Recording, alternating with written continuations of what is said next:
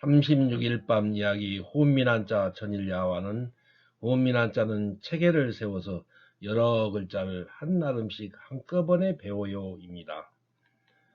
호민한자는 지식나눔, 머리에 쏙쏙 들어오는 모든 동영상 본 강의가 무료입니다. 호민한자는 체계를 세워 한 나름씩 배우고요. 그래도 못 잊어 생각이 잘 나요. 호민한자는 체계를 세워서 여러 글자를 하나씩 한꺼번에 배워요. 여기에 절사를 공소자로 하던 여러 글자를 하나씩 한꺼번에 배우는 방법을 설명하여 보겠습니다. 먼저 이 절사의 도우미 그림이고 절사의 대전이고 소전이고 해서입니다. 이 절사의 해설을 보면 위에 흑토 모양이 있는데 소전을 보면 여기에 이 글자는 갈지자입니다. 이 갈지자는 이 부분이 쌍날철의 잎사귀이고 줄기이고 그 새싹이 땅으로 뻗어간다는 뜻에서 한 획을 가로그어서 갈지가 된 글자입니다. 그래서 여기에서 보면은 이 쌍날철의 잎사귀를 나타내는 이 부분을 이어서 쭉 펴 가로 그으면 이렇게 이런 모양이 되고 줄기 모양을 이렇게 내려 긋고 그리고 땅을 나타내는 한 획을 이렇게 가로 그으면은 이 갈지의 소전의 모양이 해서에서 흑토 모양으로 이렇게 모양을 변형한 그 이치를 추리하여 가설을 세울 수가 있습니다. 그래서 여기 절사 관청시는 갈지가 흑토 모양으로 납작하게 변형한 것을 글자의 위에 나타내고 여기에 법도촌의 뜻을 나타내는 마디촌을 결합하여 이 절사 관청시의 글자 모양이 된 것입니다. 자원은 절사 관청시는 백성을 다스리는 일을 해 나갈 때의 갈지자입니다. 갈지가 흑토 모양으로 납작하게 변형하였습니다. 나라에서 정한 법도에 따르는 것이 마디촌이 법도촌의 뜻으로 쓰입니다. 이 관청이라는 뜻이며 그래서 흑토 모양으로 변형한 갈지에 법도촌의 뜻을 나타내는 마디촌을 결합하면 절사 관청시가 되고 보기로 봉상시가 있습니다. 중국에 불교가 처음 들어왔을 때 관청 건물을 빌어 불법을 폈으므로 절이라는 뜻이 되고 보기로 사원이 있습니다. 또 관청에서 백성을 다스릴 때 지키는 규칙이라는 뜻이 되며 부분 글자로 쓰일 때는 규칙이라는 뜻으로 쓰이기도 합니다. 여기에 보기를 들면 공소자 절사를 포함하는 이런 글자들이 있습니다. 그래서 모실시, 기다릴 때, 가질지, 우뚝소설지, 특별할 뜻, 때시, 무리 등 귀글시 이런 글자들은 모두 이 절사 관청시를 공소자로 하는 글자들입니다. 먼저 여기에 모실시부터서 자원을 풀이하여 보겠습니다. 이 글자가 모실시의 대전이고 소전이고 해서입니다. 모실시는 사람인변에 절사 관청시를 결합해서 된 글자입니다. 자원은 모실시는 사람이 사람인 변입니다.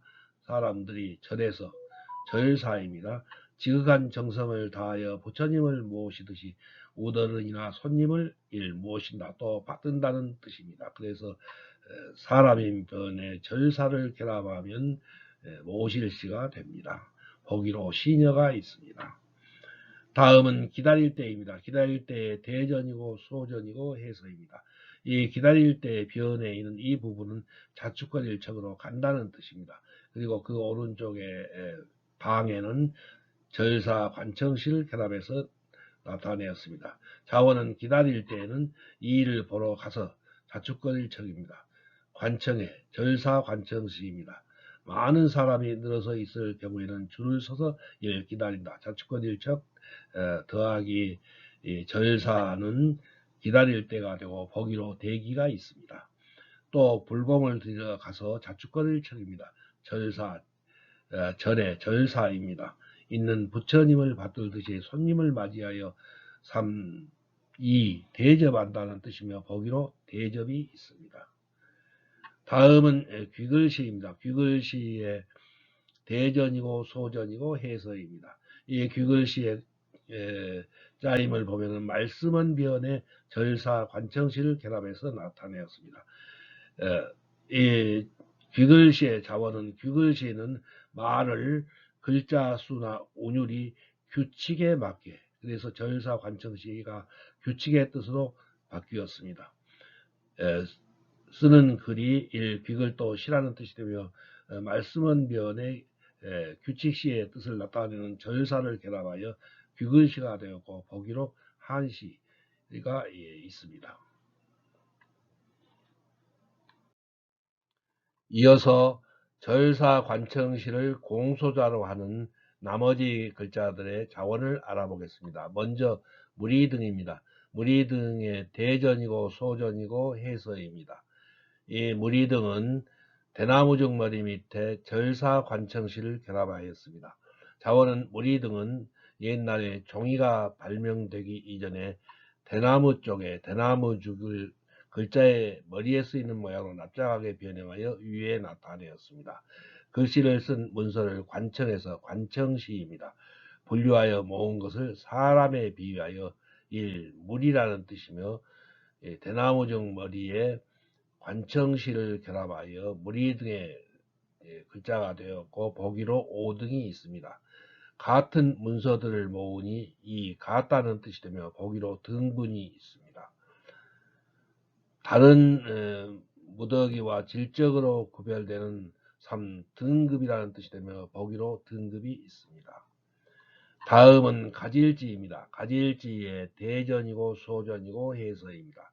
가질지는 손수변의 절사 관청시를 결합해서 가질지의 글자가 되었습니다. 자원은 가질지는 손에 관청에서 보내준 문서 등을 받아서 가진다, 잡는다, 또 지닌다는 뜻이며 손수변 더하기 관청시를 결합하여 가질지의 글자가 되었고 보기로 소지품이 있습니다.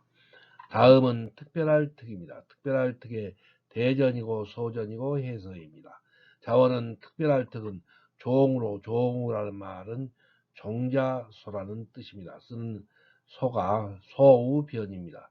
관청에 있는데 몸집이 유난히 크고 힘이 세며 보통 소보다 뛰어난 것을 나타내어 특별하다. 그래서 소우변에 절사 관청시를 결합하면 특별할 특이 됩니다. 보기로 특기가 있습니다. 다음은 산우뚝소설치입니다. 산우뚝소설치의 대전이고 소전이고 해서입니다. 산우뚝소설치는 매산을 글자의 변에 나타내고 그 오른쪽에 절사를 결합하여 산우뚝소설치의 글자가 되었습니다. 자원은 산우뚝소설치는 깊은 산속의 매산입니다. 절이 우뚝 솟아 있는 것을 나타내어 절사입니다. 우뚝 솟는다, 또 산 우뚝 솟는다는 뜻이며 매산 더하기 절사를 결합해서 우뚝 솟을지가 되었고 보기로 칠입이 있습니다. 다음은 떼시입니다. 떼시의 대전이고 소전이고 해서입니다. 이 떼시의 구조를 보면은 해일을 글자의 변에 나타내고 오른쪽에 규칙적이라는 뜻을 나타내는 절사를 결합하여 떼시의 글자가 되었습니다. 자원은 떼시는 해가 뜨고 지며 운행하는 것이 규칙적인 것을 기준으로 정한 시각이나 시간을 나타내요. 그래서 해일 더하기 절사를 결합해서 떼시가 되었고 보기로 시간이 있습니다. 이와 같이 공소자, 절사를 중심으로 원소자와 지사자에서 배운 사람인 변, 자축거릴 적, 손수, 손수변, 매산, 해일, 소우변, 대나무중벌이, 말씀언을 결합해서 8글자를 한꺼번에 배웁니다. 이렇게 배우면 또 모양이 비슷한 글자를 잘 구별하여 착각을 일으키지 않아요. 여기 모실시는 사람인 변이고 기다릴 때는 자축거릴 적변인데 그 모양이 비슷하지요. 또 가질지는 손수변이고 특별할 특은 소우변인데 그 변의 모양도 비슷하지만 이렇게 공부하면 잘 구별하게 됩니다. 호흡민 한자는 원소자와 지사자를 찾아내어 한자가 뜻하는 주제와 소재를 중심으로 1. 기본획과 수와 지사자 2. 사람 3. 손 4. 발 5. 몸의 각부 6. 식물 7. 땅, 산, 밭 8. 물과 불 9. 해와 달 10. 신과 점 11. 진문성 12. 그릇과 연못 13. 돌, 옥새 14. 무기 15. 말과 글과 책 16. 실과 옷 17. 배와 수레 18. 밥과 술 19. 벌레와 뱀 20세 21. 짐승과 관련자로 21개 항목으로 분류했어요. 위 보기에서 절사 관청시는 이런 8글자의 공소자이지요. 이 절사가 이런 글자에 공통으로 들어있다는 뜻입니다. 한글에서 기억 더하기 아는 가이고 가는 이런 글자들의 공소자라고 볼 수 있어요. 이 가가 있으면 이런 글자에는 모두 가가 들어있다는 뜻입니다. 우민화자에서는 공소자인 절사 관청시가 공통으로 들어있는 이런 8글자를 차례로 배열하여 배우는데요. 이 9글자의 자문을 읽어보시고요. 앞쪽 공소자 절사를 중심으로 원소자와 지사자에서 배운 이런 부분 글자들을 결합하여 이런 8글자를 한꺼번에 한두 글자를 배우는 노력으로 쉽게 배우지요. 또 모양이 비슷한 글자를 잘 구별하여 착각을 일으키지 않아요. 모실시에서는 사람인변이고 기다릴 때에서는 자축거릴 척변이고 간일지에서는 선수변이고 특별할 때에서는 소우변이죠. 우리는 이런 글자를 기초한자에서 다 배우기 때문에 잘 구별하는 것입니다. 한자 쓰기는 한 글자를 9번 쓰지만 절사는 8글자 곱하기 9번은 72번, 형성평가에서 7번 곱하기 4회 곱하기 9글자는 252번을 합하면 324번의 반복 연습을 집중하게 되며 또 이 사람인변, 자축거릴 적변, 손수변, 매산변, 해일변, 소우변, 대나무중머리 말씀원 등은 늘 반복이 되므로 한자 학습의 효과가 극대화돼요. 또 1시간 50분 수업에 10글자를 이렇게 완전히 학습하지요. 이와 같이 훈민한자에서는 원소자와 지사자를 배우고 나서 평균 4.5글자를 한데 묶어서 한 글자를 배우듯이 학습하는 것이지요. 현행 214 부수자는 절사는 마리촌부에 있고 모실시는 사람인부에, 기다릴 때는 자축거릴 척부에, 간일지는 선수부에, 산우뚝소술지는 매산부에, 특별할 턱은 소우부에, 떼시는 해일부에, 무리 등은 대나무죽부에, 귀글시는 말씀원부에 각각 흩어져 들어있어요. 한자어나 한문에서 한자를 배우는 경우에도 마찬가지로 한자를 한 글자씩 따로 배우는 것이지요.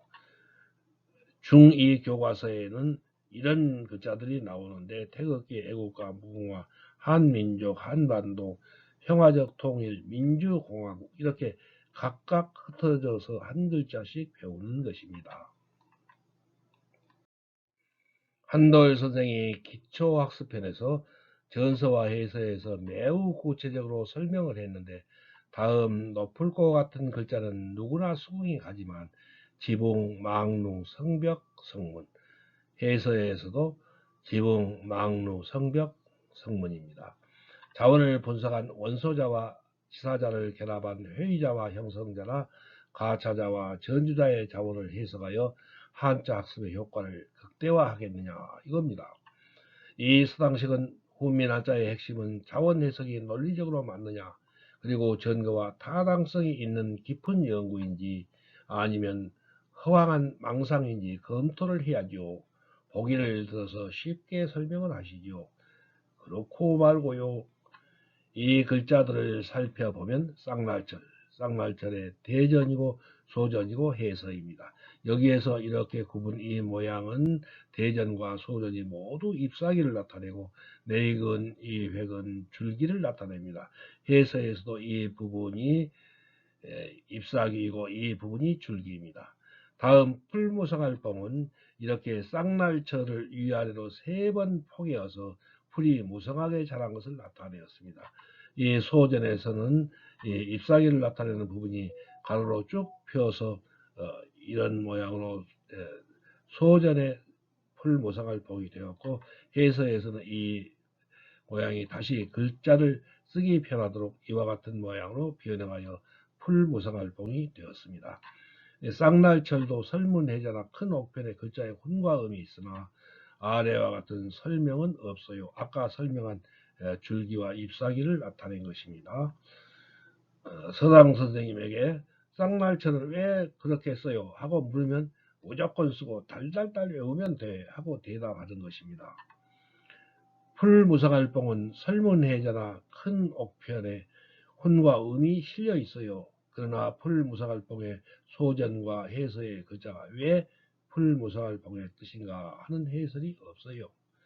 서당 선생님에게 풀무상알봉은 왜 저렇게 생겼을까 하고 물으면 잔소리 말고 달달 외우라니까 이렇게 대답하지요. 온민한자에서는 풀무상알봉의 대전은 쌍날철을 상하로 3번 포개어 이은 모양에서 풀이 위로 자라나 풀이 무성하다는 뜻이고, 소전에서는 대전의 곡선을 간결한 선분으로 바꾸어 소전과 해서가 글씨 쓰기에 편한 추상적인 획이 된 것이라고 설명해요. 이게 영상기억법이군요.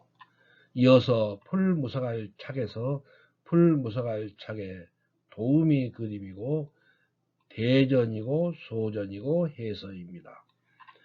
풀무성할 착을 자원, 약재 편저와 훈민한자 김종호 저와 설문해자 허신찬과 국제한자명의 권지용을 비교하여 보면 차례로 자원부터서 이런 설명이 있습니다.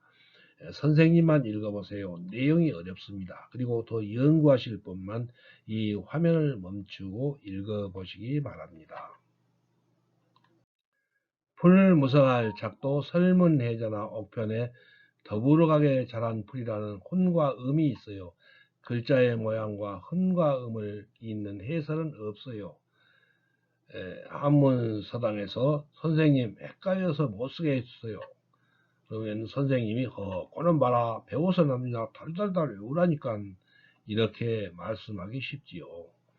훈민한자에서 소전은 초목이 돋아나 가지가 갈라지며 자라나 무성한 모양으로 맨 위는 무성하게 자라난 4개로 갈려난 가지이고 가운데는 2개의 가지이며 맨 아래는 처음 돋아난 1개의 줄기이므로 이 3가지를 결합하여 풀무성하다는 부분 글자의 뜻이지요. 이렇게 설명합니다. 풀무성할 착은 소전과 해서가 잘 연상이 되고요. 외워쓰기는 4개의 가지 가로 긋고 2개의 가지 가로 긋고 처음 도달한 1개의 가지에 내려긋기로 써요. 한돌자님 따봉 왕 따따봉. 직업업은 풀무성할 착에 나무목을 결합한 글자로 풀무성할 착 더하기 나무목은 직업업 이럽이죠. 외워쓰기는 풀무성할 착 밑에 나무목을 결합하면 정확하게 쓰고 있지 않아요. 후민한자에서는 직업업은 풀이 무성하게 자라고 나무가 자라듯이 농작물이 잘 자라게 가꾸는 것이 농사짓는 일, 직업, 일. 그래서 풀무성할 착 더하기 나무목은 이 직업업 이업, 보기로 농업이 있다는 뜻이며 공부하는 일이 이 학업, 보기로 수업이 있고 불교에서 말하는 악업을 행하여 안갚음을 받는 것이 업보라는 뜻이며 보기로 업보가 있습니다. 이와 같이 뜻이 관련하므로 우리는 이런 글자를 전이라고 합니다. 설문해자에서 풀무성할 착에는 이런 설명이 되어 있는데 잘 이해가 안 되는 풀이입니다. 여러분이 더 연구하실 분은 화면을 멈추고 읽어보시기 바랍니다. 설문해자에서 이 이력도 잘 이해가 되지 않습니다. 이것도 같이 그렇게 연구해 보실 분만 읽어보시기 바랍니다. 국제한자 명예에서 권지용은 여기에 설문해자에 있는 내용을 이렇게 풀이하여서 설명을 했는데 전혀 이해가 되지 않는 말입니다.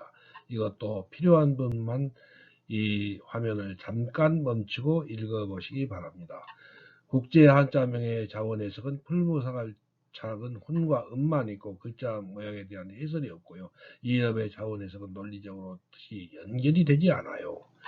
이것은 설문회자에서 풀무사갈 작이 떨기로 돌아가는 풀이라는 부분 이외에는 이업에서 한자의 자원 해석에 논리성이 없고 오류를 범한 때문이지요.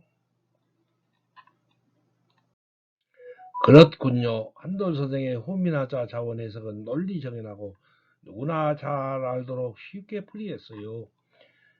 이럽은 가로 세로로 3, 4획이 복잡하게 얽혀서 외워서 쓰기 어려운 글자인데 한돌 선생의 설명을 듣고 이럽을 몇 번 써보면 곧 외워쓰고 잊어버리지 않겠네요. 더구나 1. 직업업, 2업, 2. 학업업, 3. 업부업의 세 가지 뜻도 연상기억법으로 쉽게 배우니 이 서당식의 가슴이 시원하네요. 내용은 엉터리고 제목만 번들한 책이나 만화로 뒤범벅을 책이 판을 치는데 훈민한자는 차원이 다르군요. 설문해자에서 종건, 수건건이 따른다는 것은 무슨 뜻입니까? 두 사람 종, 이건 따를 종의 고자입니다. 예, 그것은 설문해자를 찬하신 허신이 오류를 범할 만큼 조금 어려운 부분인데요. 이럽은 풀무상할착 더하기 나무목은 해설을 보면 분명해요. 그런데 소전에서는 이 풀무상할착 더하기 나무목은 이런 소전의 모양이 되어야 하지만 이 나무목에서 윗부분을 줄여서 이런 모양이 된 것인데 이 모양의 이럽의 소전에서 위에 있는 이 풀무상할착 부분을 제외하면 이 수건건의 소전 부분만 남지요. 수건 이 모양은 소전에서는 수건건과 자형이 같아요. 이와 같이 두 개의 한자를 상하로 결합하여 하나의 한자를 만들 때 그 중간을 생략하는 경우가 있죠. 보기로 일찍 죽을요 더하기 높을고는 높을교에서 이 높을고의 돼지의 머리 부분 모양을 생략한 거죠. 한돌 선생의 이럽 해석을 보니 설문해자의 이럽의 해석은 한마디로 전거나 논리도 없고 횡설수설이군요. 설문해자는 학자들이 경전처럼 떠들어서 나도 그런 줄만 알았는데 실망스러운 부분도 있군요. 그럼 후민한자의 자원 해석에서 자원 약제 편조 3회 1975를 번역하면 되는 것입니까? 그렇다면 얼마나 좋고 쉽겠어요. 약제의 자원 역시 좋은 책이고 참고할 점이 많으나 내용에 오류가 없지 않고 또 구조학습의 원리에 맞도록 서술해야지요. 이 서당시는 예전부터 아비부 어미모 하고 가르치는데 후민한자는 조금 다르더라고요. 그래요. 간단히 말씀드리면 이해를 바르게 하자는 것이지요. 부는 아버지 부로, 모는 어머니 모로 훈과 음을 나타낸 것은 아비나 어미는 고어의 뜻이 변천하여 지금은 비어로 쓰이기 때문이고요. 제가 처음은 아니지요. 오랑캐이는 동이족 이로 바꾼 것인데 동이족은 우리 민족을 가리켜요. 한족이 우리를 폄하하는 잘못을 아무 비판 없이 우리도 덩달아 오랑캐라고 하면 까닭 없이 우리 조상님과 배달 민족을 모독하여 사전에 스스로 올려놓고 자손 대대로 가르친다는 것이니 이래도 되겠어요? 중국에서 한족은 동이, 서융, 남만, 북적이라고 하여 이 민족을 모두 오랑캐로 야만이라고 하는데 큰 잘못이지요.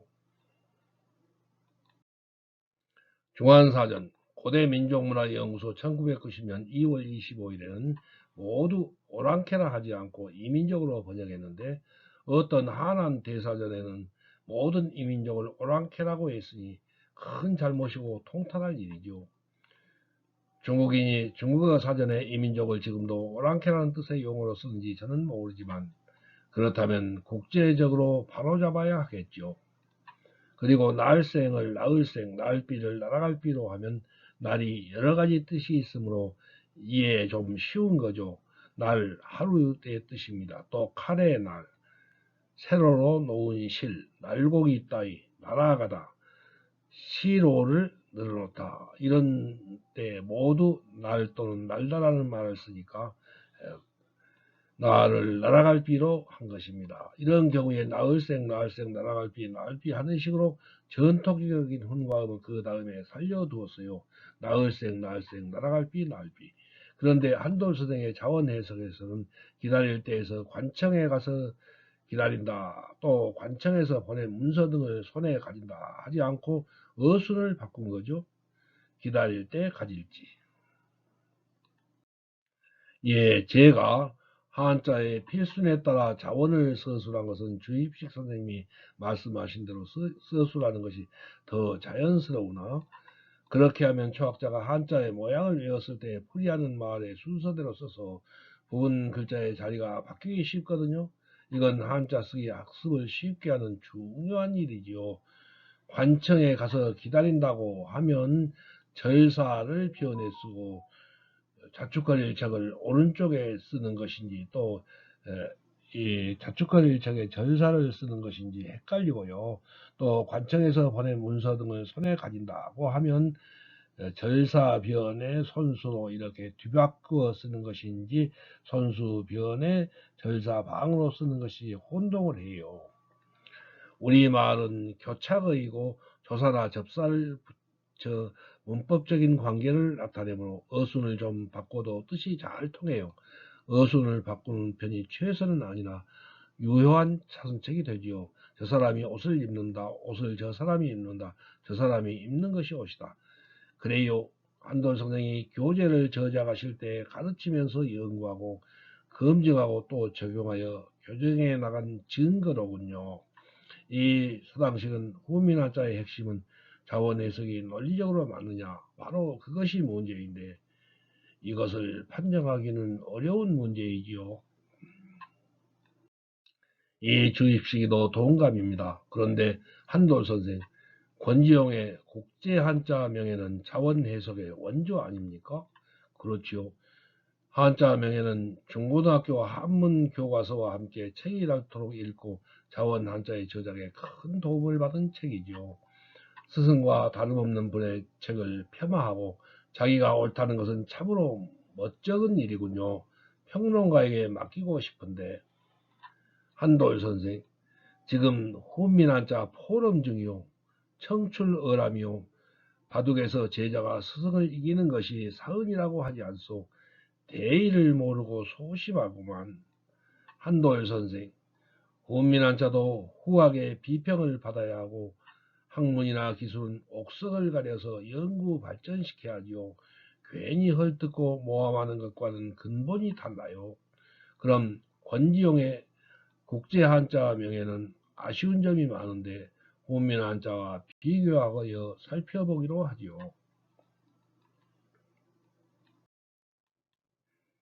다음 37일 밤 이야기의 훈민 한자 천일야화는 애들이 자원풀이가 말이 안 맞는다고 그러는데 왜 그런가요?